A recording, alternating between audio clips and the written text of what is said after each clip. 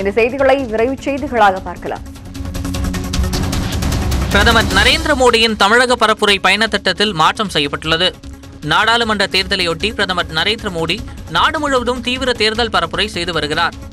தமிழகத்தில் கடந்த ஜனவரி மாதம் மதுரையிலும், பிப்ரவரி மாதம் திருப்பூர், கன்னியாகுமரியிலும், கடந்த 6ஆம் தேதி சென்னையிலும் நடைபெற்ற பொதுக்கூட்டங்களில் பிரதமர் நரேந்திர மோடி கலந்து கொண்டு பேசினார்.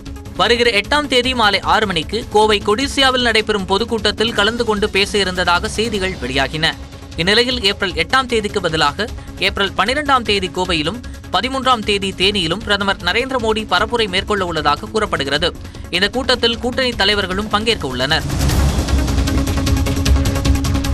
மத்தியில் ஆட்சி மாற்றம் ஏற்பட்ட மறுநாளே தமிழகத்தில் ஆட்சி மாற்றம் ஏற்படும் என்று முன்னாள் மத்திய நிதியமைச்சரும் காங்கிரஸ் மூத்த தலைவருமான ப. சிதம்பரம் தெரிவித்தார்.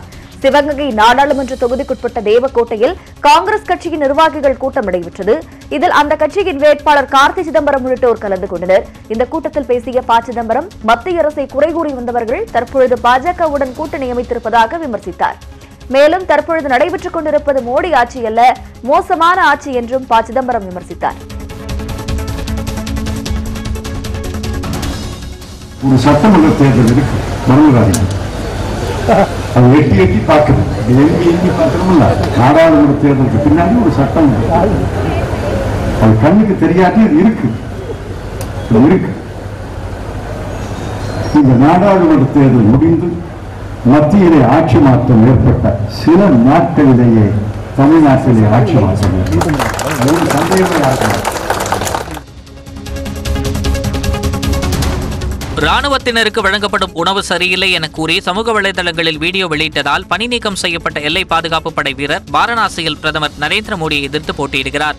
ராணுவ வீரர்களுக்கு மோசமான உணவு வழங்கப்படுவதாக கூறிய எல்லை பாதுகாப்பு படை வீரர் தேஜ் பகதூர் யாதவ் கடந்த 2017ஆம் ஆண்டில் சமூக வலைதளங்களில் அது குறித்த வீடியோ ஒன்றை வெளியிட்டார். இதையடுத்து துறை ரீதியான விசாரணையை எதிர்கொண்ட அவர் பின்னர் பணி நீக்கம் செய்யப்பட்டார்.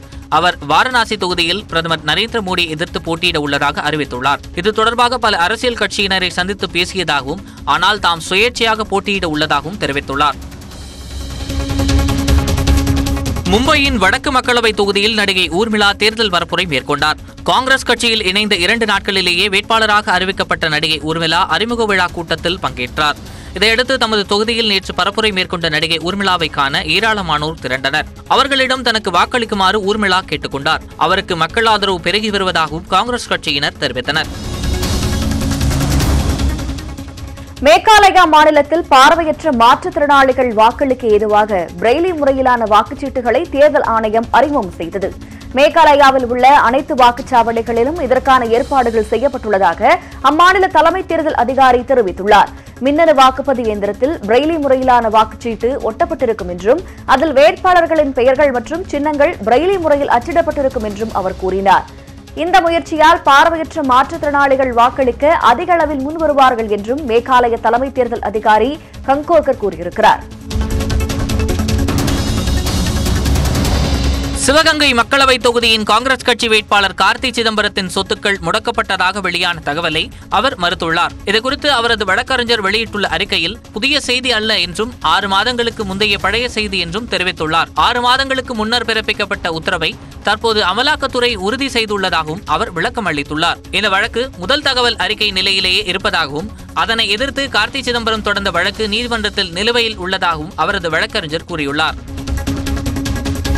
வாக்காளர் சிறப்பு முகாம்களில் பெயர் சேர்த்தவர்களுக்கான இறுதி வாக்காளர் பட்டியல் நாளை வெளியிடப்பட உள்ளதாக சென்னை மாநகர ஆணையரும் தேர்தல் நடத்தும் அலுவலருமான பிரகாஷ் தெரிவித்தார். சென்னையில் செய்தியாளர்களிடம் பேசிய அவர் வாக்காளர் பட்டியலில் இடம்பெறுபவர்களுக்கு வாக்காளர் அடையாள அட்டை வர தாமதமாகும் பட்சத்தில் ஓட்டுநர் அடையாள அட்டை, பாஸ்போர்ட் உள்ளிட்ட ஏதேனும் ஒன்றை காண்பித்து வாக்களிக்கலாம் என்றார். சென்னை மாவட்டத்திற்குட்பட்ட வாக்குச்சாவடிகளில் பயன்படுத்துவதற்கான வாக்குப்பதிவு இயந்திரங்கள் குறைவாக உள்ளதால் கூடுதல் இயந்திரங்கள் கேட்டுப்பெற உள்ளதாகவும் பிரகாஷ் கூறினார். ஜம்மு காஷ்மீரில் சிஆர்பிஎஃப் வீரர்கள் வாகன அணிவகுப்பின் அருகே கார் ஒன்று வெடித்து சிதறியது அதிர்ச்சியை ஏற்படுத்தியுள்ளது. ஜாம்பான் மாவட்டத்தில் 10 வாகனங்களில் சிஆர்பிஎஃப் வீரர்கள் அணிவகுப்பாக தங்கள் முகாம்களுக்கு திரும்பிக் கொண்டிருந்தனர். அப்போது அணிவகுப்பின் அருகே கார் ஒன்று திடீரென வெடித்து தீப்பற்றி எரிந்தது. இதனால் எவ்வித சேதங்களும் இல்லை என்றும் இது தாக்குதல் முயற்சி அல்ல என்றும் அதிகாரிகள் தெரிவித்துள்ளனர். புல்வாமா தாக்குதலை இந்த நிகழ்வு நினைவூட்டியதால் சிறிது நேரம் பதற்றம் நிலவியது. இதுகுறித்து ஆய்வு செய்த அதிகாரிகள் சிலிண்டர் வெடித்ததே கார் தீப்பற்றி எரிய காரணம் என தெரிவித்துள்ளனர். பாகிஸ்தான் வான்வழியை பயன்படுத்த தடை விதிக்கப்பட்டுள்ளதால் ஏர் இந்தியா நிறுவனத்துக்கு நாள் ஒன்றுக்கு 7 கோடி ரூபாய் வரை கூடுதல் இழப்பு ஏற்படுவதாக கூறப்படுகிறது. போர் பதற்றம் காரணமாக தங்களது வான்வழியை இந்திய விமானங்கள் பயன்படுத்த கடந்த மாதம் பாகிஸ்தான் அரசு தடை விதித்தது.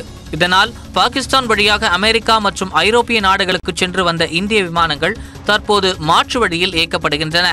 இதனால் கூடுதல் எரிபொருள் செலவாவதோடு பயண நேரமும் அதிகரிப்பதாக ஏர் இந்தியா நிறுவன அதிகாரிகள் தெரிவித்துள்ளனர். ஏற்கனவே நிதி நெருக்கடியில் சிக்கித் தவிக்கும் ஏர் இந்தியா நிறுவனத்திற்கு தற்போது நாள்தோறும் 5 முதல் 7 கோடி ரூபாய் வரை கூடுதல் இழப்பு ஏற்படுவதாகவும் அவர்கள் கூறுகின்றனர். 2018-19 ஆண்டுக்கான வருமான வரி கணக்கை தாக்கல் செய்ய நாளை கடைசி நாளாகும். இதையொட்டி தமிழகம், புதுச்சேரியில் உள்ள வருமான வரித்துறை அலுவலகங்கள் இன்றும் நாளையும் வழக்கம் போல் செயல்படும் என அறிவிக்கப்பட்டுள்ளது. வரி தாக்கல் செய்பவர்களுக்கு வசதியாக வருமான வரித்துறை அலுவலகங்களில் கூடுதல் கவுண்டர்கள் திறக்கப்பட்டுள்ளது. நாளைக்குள் வருமான வரித்துறை கணக்கை தாக்கல் செய்ய தவறினால் அபராதத்துடன் கணக்கை தாக்கல் செய்ய வேண்டும் என வருமான வரித்துறை அறிவித்துள்ளது. தமிழகத்தில் அடுத்த 2 நாட்களுக்கு இயல்பை விட 2 முதல் 3 டிகிரி செல்சியஸ் வெப்பம் அதிகரிக்கும் என்று வானிலை ஆய்வு மையம் தெரிவித்துள்ளது. கடந்த 2 நாட்களாக தமிழகத்தின் பல்வேறு பகுதிகளில் இயல்பை விட வெப்பம் அதிகமாக இருந்து வருவதாக கூறியுள்ள அந்த மையம், தமிழகம், புதுவையில் அடுத்த 2 நாட்களுக்கு வறண்ட வானிலையே நிலவும் என்றும், சென்னையை பொறுத்தவரை அதிகபட்சமாக 35 டிகிரி செல்சியஸும் குறைந்தபட்சமாக 26 டிகிரி செல்சியஸும் பதிவாகும் என்றும் கூறியுள்ளது.